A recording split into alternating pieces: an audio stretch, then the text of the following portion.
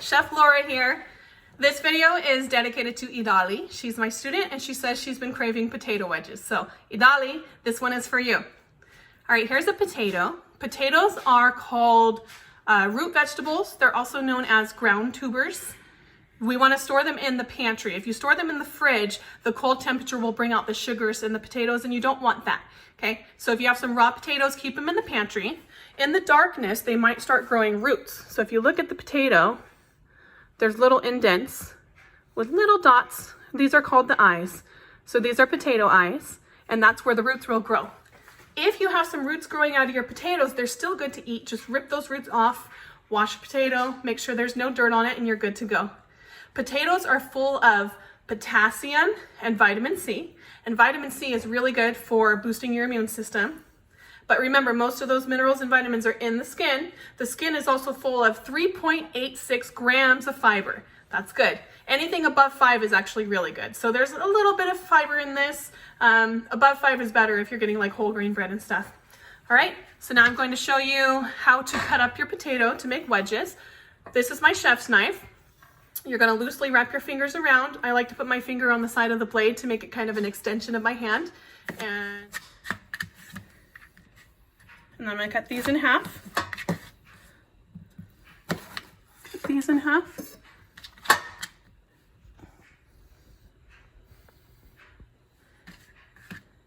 And then I'm going to cut these in half once again.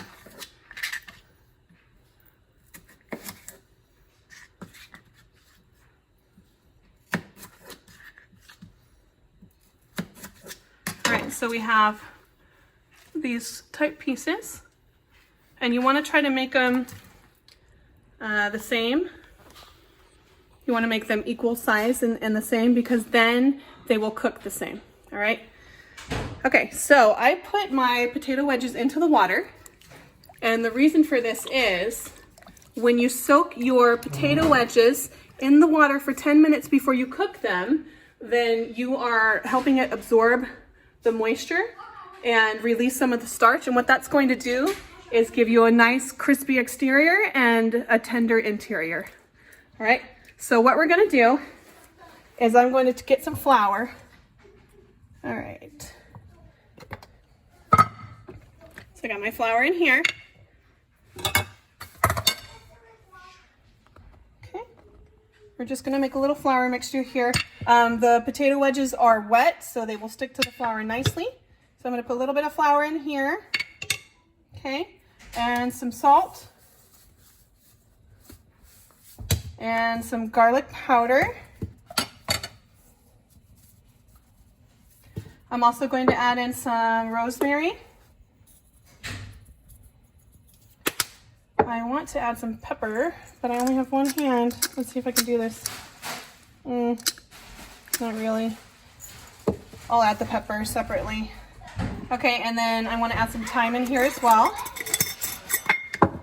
Okay. There's some thyme. I'll just mix it all together. Now I'm going to put this down for a minute because I really want to add that pepper in there. My cameraman went away. Okay, so crack the pepper in there. You can add whatever you want into the mixture for your potatoes.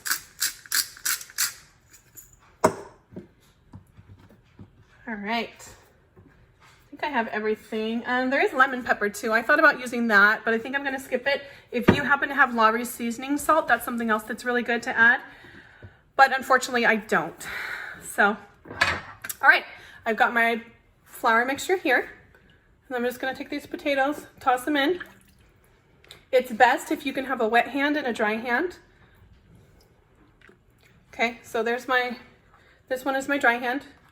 Just going to toss the potatoes, coat them nicely. They're going to look like that. I can't find the camera. Okay, so they're gonna look something like this. And then I'm just gonna place them into another container.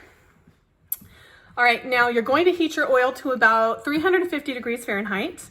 If you don't have a oil thermometer, then you might be wondering, well, how do I know when it's 350 degrees? Okay, so here's the first thing that's kind of important. When you're heating up your oil, you don't want it to smoke, okay? Every oil has a smoke point, and once it reaches that smoke point, it will catch on fire. That's very dangerous. Now, if you do have a grease fire, the way to put it out is by getting rid of the oxygen. So you'd want to put a lid on it and you'd want to turn the heat off, but you would never want to put out a grease fire with water because it will explode. Which brings me to my next point.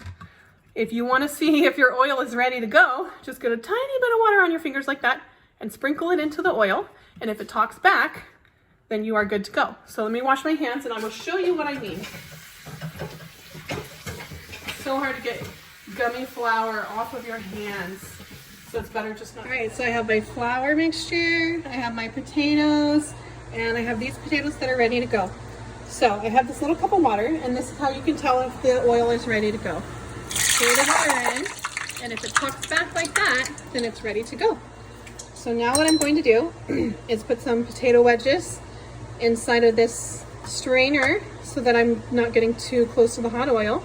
I'm going to go ahead and dump these in and cook them for about 10, 15 minutes. Basically, once they're ready to go, the potatoes will float to the top. Now my oil is actually hotter than I would like it to be, so just make sure you keep a close eye on your oil.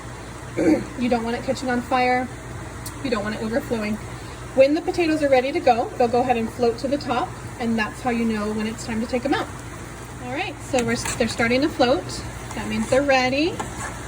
So you go ahead and take it to a paper towel or napkin lined plate. If you want to add any additional salt, now's the time to do it before it cools down, or else it won't stick anymore, all right? But I think the seasoning mix that we made is good enough, so. Oh, somehow this one got pretty dark. They've all been in there the same amount of time, but, And there we go. Nice crispy potato wedges. I'm gonna add a little bit more salt. Now it's important that when you cook these potatoes and you put more potatoes into the oil, you don't overcrowd the pot. And also there's a recovery time. So think about it, you have hot oil, you put the cold potatoes in there, it's going to lower the temperature. So before you put in your new batch of potatoes, you gotta let that oil get back up to temperature, okay? So, here's some of the potato wedges we made. You can see the seasoning that's in there. They smell really good. And I'll have my kids do a taste test once I've made them all. All right, Idali, you can get working on yours now. All right, so I have a plate full of potato wedges ready to go. They turn out pretty nice. If you look, you can see that they're nice and crispy on the outside, but tender on the inside. And these are fresh out of the oil. So let me get a couple ones that are not quite as hot for my kids to try. All right. You want to try one, Mark? It's hot, it's really good. Cameron?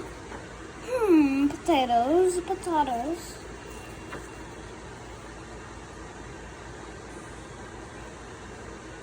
It tastes super good.